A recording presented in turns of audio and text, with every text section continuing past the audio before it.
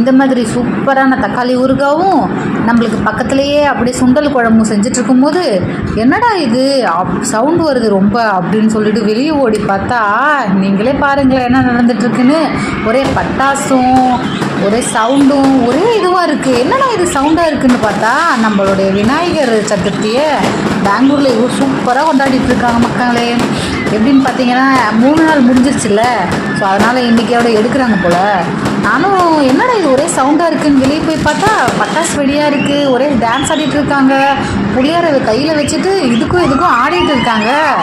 Okay okay அப்படின்னு சொல்லிட்டு நம்மளும் என்ஜாய் பண்ணுவோம் அப்படின்னு சொல்லிட்டு போய் தேங்காய்லாம் உடைச்சாங்க. சரி ஓகே தேங்காயாவது கொஞ்சம் கிடைக்குமா அப்படின்னு பார்த்தா தேங்காய் பக்கம் தான் கிடச்சிச்சு, தேங்காய் ஒன்றும் கிடைக்கல.